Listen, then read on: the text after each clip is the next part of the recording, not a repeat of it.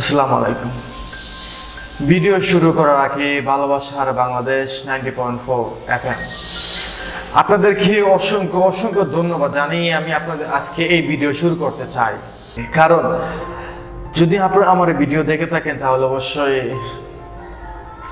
ধন্যবাদ দিবেন। আর কিছু আপনাকে চাই না, আমাকে ফোন করে বা আমাকে কল করে বা আমাকে আর কিছু করতে হবে না, শুধু আমাকে ধন্যবাদ জানালেই হবে, লিখতে হবে না, তো মন থেকে আপনার মন থেকেই আমাকে ধন্যবাদ জানাবেন যদি আমার ভিডিও আপনার দেখে থাকেন।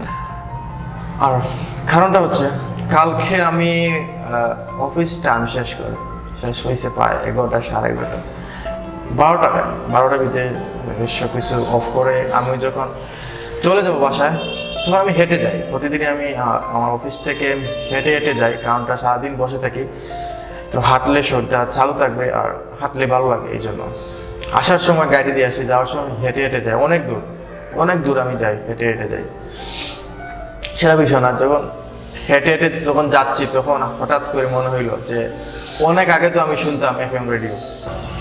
আজ থেকে 2 থেকে 3 বছর আগে আমি প্রতিদিন রাত্রে FM 90.4 এটা শুনতাম, শুনে খুব ভালো লাগতো, অনেক কিছু শিখতাম এখান থেকে, কি করলে ভালো হবে, কি না করলে কি করলে ভালো হবে, কোন কাজ করলে আমার লাইফ উন্নতি হবে, কার সাথে চলবো, কিভাবে চলবো, সবগুলাই বুঝতে পারতাম, জানতে পারতাম।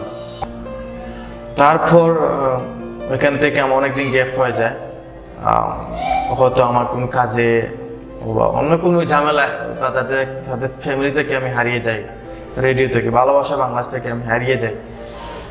তো কালকে হঠাৎ করে মনে হইলো না আজকে শুনি কি হচ্ছে, তা কি নিয়ে কথাবার্তা হচ্ছে। তো কালকে আমি শুনলাম, যাওয়া হেঁটে হেঁটে যাচ্ছি আর শুনতেছি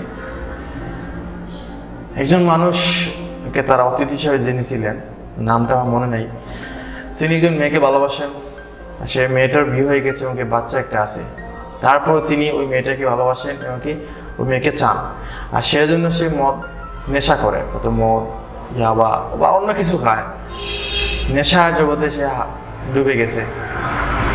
ভালোবাসা বাংলাদেশের গুরু আপনি বলছিলেন ছেলেটাকে যে ভালো হয়ে যাওয়ার জন্য, ছেলেটা ভালো হওয়ার চেষ্টা করে নাই। তারপর কথা আপনার কথা সে বুঝতে পারছে, লাস্ট মুহূর্তে সে চলে আসছে না, চলে আসার কথা বলছে, সে চলে আসবে, এক মাসের টাইম নিয়েছে আপনার কাছ থেকে। হ্যাঁ, আমি ওর কথা শুনে বুঝতে পারছি সে হয়তো পারবে 1 মাসের ভিতরে তার এই লাইফস্টাইলকে চেঞ্জ করতে। কিন্তু আজকে এই যে আপনি একটা মহৎ কাজ করতেছেন, তো এইটা না, আপনি আরও কাজ করতেছেন, মানুষের রক্তের প্রয়োজন, মানুষের সাহায্যের প্রয়োজন, সাহায্য, গরিবের পাশে, শীতের সময় আজকে গরিবের পাশে আপনি যে যাচ্ছেন, আসলে বাংলাদেশের প্রয়োজন বাড়তেছে।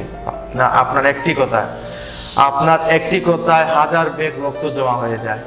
আপনার একটি কথায় আপনি কাপড় চাইলে আপনার স্টুডিওতে কাপড়ের গুদাম হয়ে যায়। আপনি যা মুখ দিয়ে বলে শুধু একটা মাইকে কথা বলবেন, সারা বাংলাদেশ দিতে প্রস্তুত। আপনাকে এত ভালোবাসে মানুষ, কারণ ভালোবাসার জায়গা থেকে আপনি কাজ করেন বলে আজকে মানুষ আপনাকে ভালোবাসে। আপনাকে বলার মতো সেই অভিজ্ঞতা আমার নাই, কিছু বলার মতো আমার অভিজ্ঞতা নাই। আজকে আমি নিজে কি বলতেছি নিজেই জানি না, শুধু ক্যামেরাটা অন করেই কথা বলতেছি। যদি ভুল হয়ে থাকে ক্ষমা করবেন গুরু, যদি আপনাকে নিয়ে কিছু বাজে কথা বলে থাকে ক্ষমা করে দেবেন। প্রত্যেকটা মানুষের কষ্ট আছে, এমন কোনো মানুষ নাই যার তার কষ্ট নাই। কালকে আপনার কথা শুনে বা ছেলের কথা শুনে আমার চোখ দিয়ে পানি আসছে, গুরু, চোখ দিয়ে পানি আসছে। সেম ঘটনা আমার সাথে হয়েছিল, কিন্তু আমি নেশা জগতে যাই নাই, যাওয়ার চেষ্টা করছিলাম কিন্তু যাই নাই। আমার ফ্যামিলির কথা চিন্তা করে যাই নাই। যে যাবার সে চলে যাবে, আর যে থাকার সে থাকবে, 1000 সমস্যার মাঝে সে থাকবে। আর সেইটা আপনার কাছ থেকে শিখছি, আপনার কথাগুলো শুনে। আমার লাইফে এমনটা হয়েছিল, আমার লাইফে হচ্ছে বড় ঘটনা হয়েছিল। যদি কখনো পারি তাহলে আপনার স্টুডিও এসে ঘটনা শেয়ার করব।